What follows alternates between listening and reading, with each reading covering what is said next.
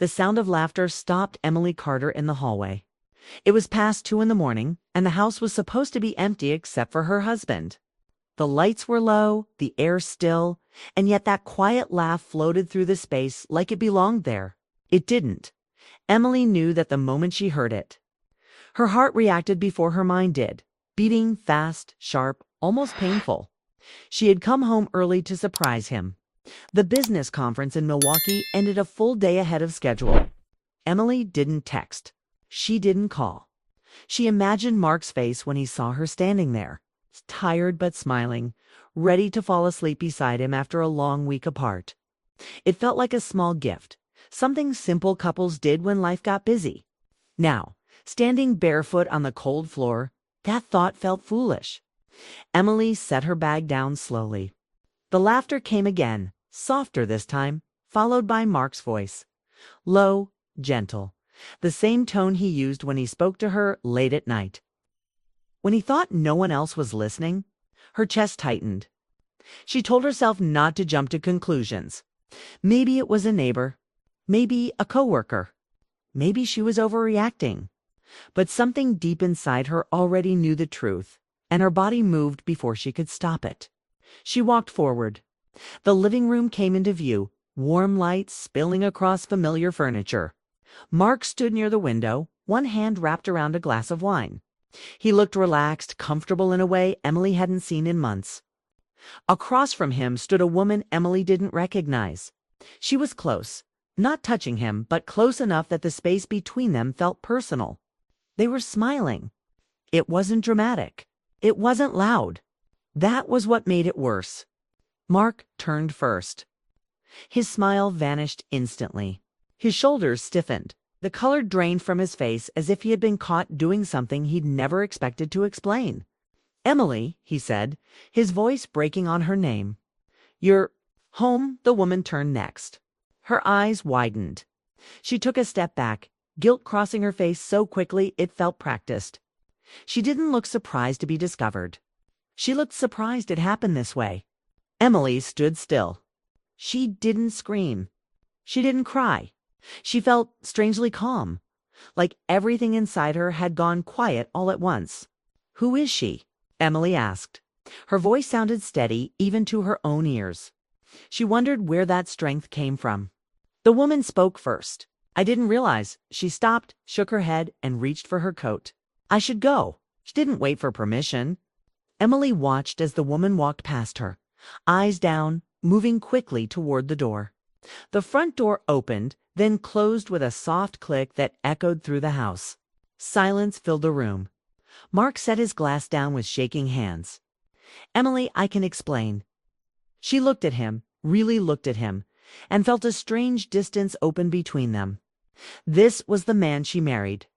The man who knew how she took her coffee. Who once held her hand through a long night in the hospital. Who promised honesty even when it was hard. And yet he felt unfamiliar. "Go ahead," Emily said. Mark rubbed his face, pacing once before stopping. "It wasn't supposed to happen like this." "It didn't mean please don't," Emily said quietly. He stopped talking. She walked past him toward the guest room, her steps slow but steady. Her suitcase waited where she had dropped it earlier, unopened. The sight of it felt symbolic in a way she didn't like. "Emily, please," Mark said behind her. "Don't shut me out. Let me explain." She paused in the doorway, her back still turned to him. Her hand rested on the doorframe, steadying herself. "Not tonight," she said. "I can't hear this tonight." She closed the door. Inside the guest room, Emily sat on the edge of the bed and finally let out the breath she'd been holding. Her hands shook now, the calm slipping away as reality rushed in.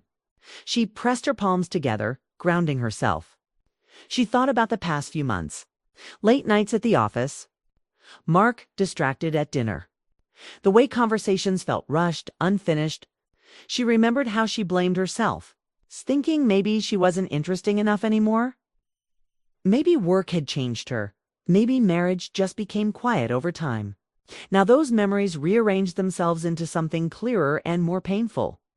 Emily lay back on the bed and stared at the ceiling. She didn't sleep.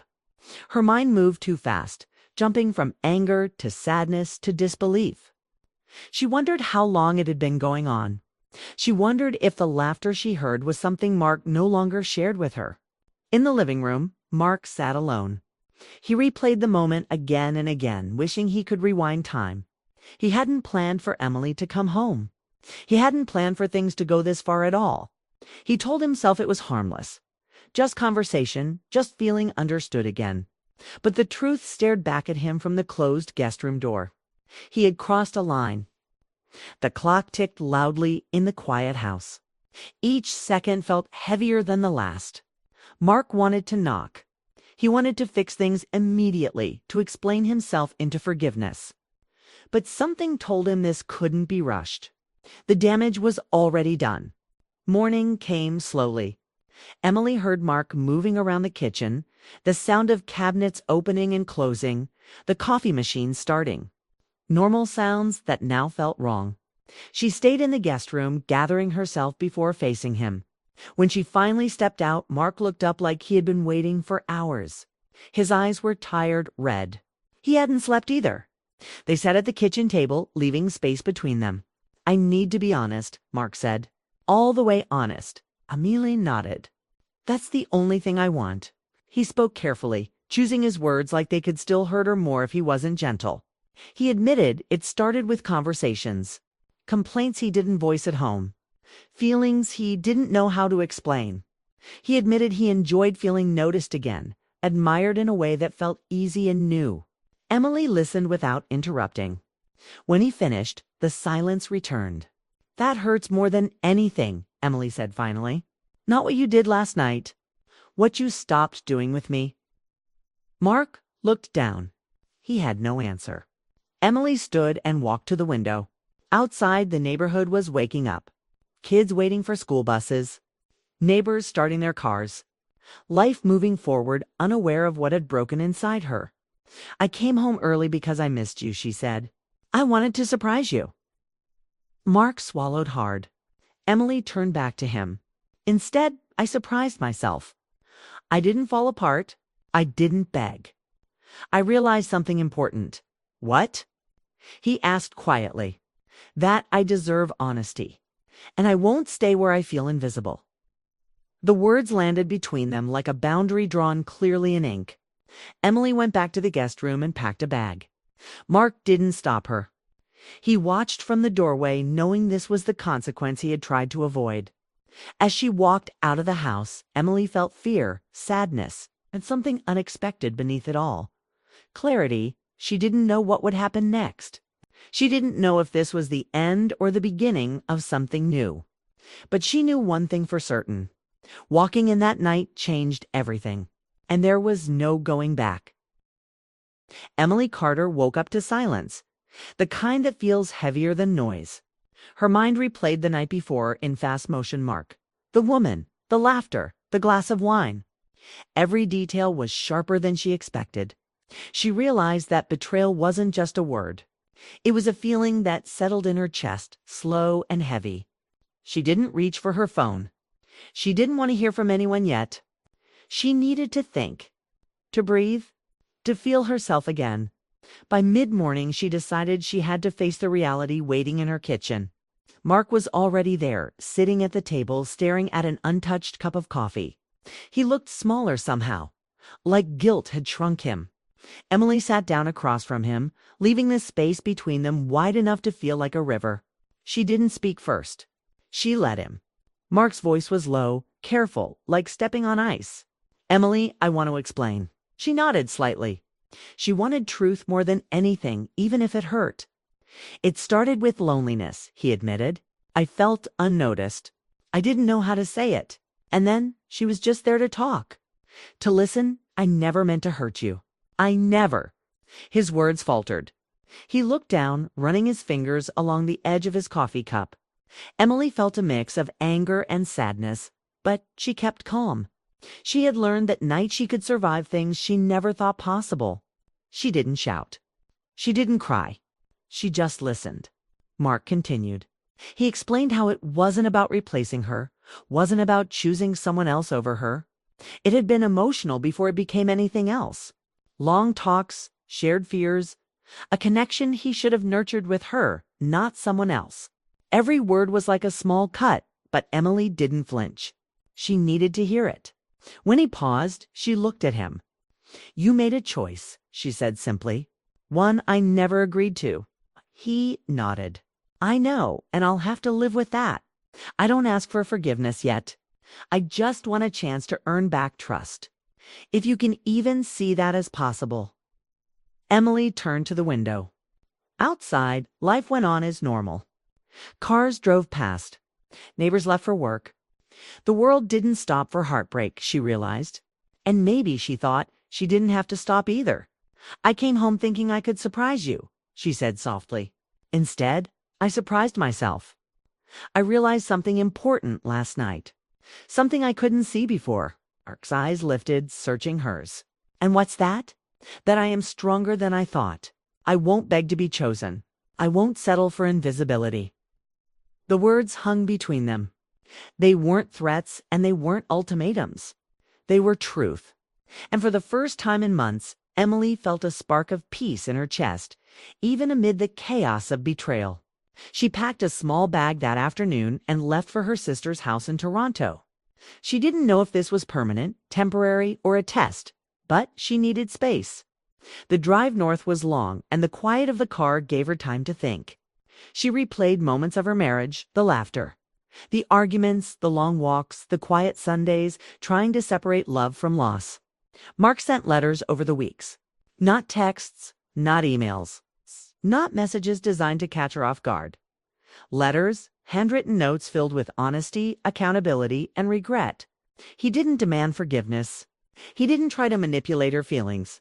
He just wrote, explaining who he had become, what he had lost, and what he hoped to rebuild.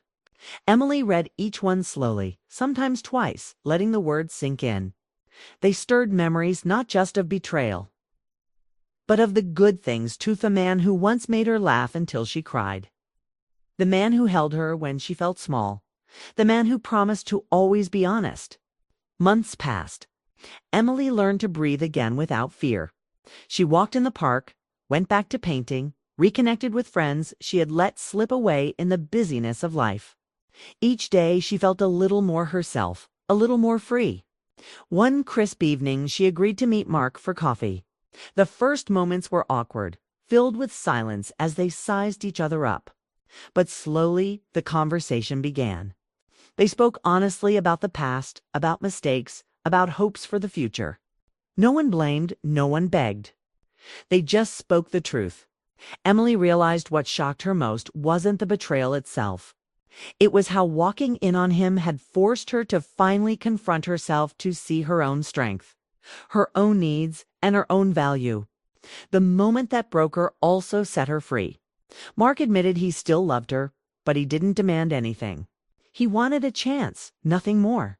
And for the first time, Emily considered the possibility of reconciliation not out of weakness, but out of choice, with clarity and courage. They left the cafe together, not holding hands but walking side by side. Words had been spoken. Feelings had been acknowledged. Trust, fragile as it was, had a chance to grow again.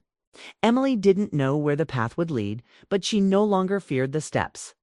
Sometimes, she realized, life doesn't give closure immediately. It gives clarity, and with clarity comes power. Emily had been hurt, yes. She had been surprised, betrayed, and forced to question everything. But she had also been reminded that she was capable of strength, forgiveness, and love on her own terms. The house in Chicago, the woman, the laughter, they became part of a memory she could revisit without trembling. And as she looked forward, she felt something she hadn't in months. Hope. Not naive hope, not desperate hope, but quiet, steady hope. The kind that comes from knowing you can survive and grow no matter what. Emily walked forward step by step, understanding that the story of her marriage wasn't over. But the story of her strength, her choices, and her own heart had just begun. And that truth, stronger than betrayal, guided her through the days that followed, reminding her that even the darkest nights can reveal the brightest parts of ourselves. She had walked in expecting shock. What she found was not only betrayal, but a mirror reflecting her own courage. And that, she realized, was the most powerful discovery of all.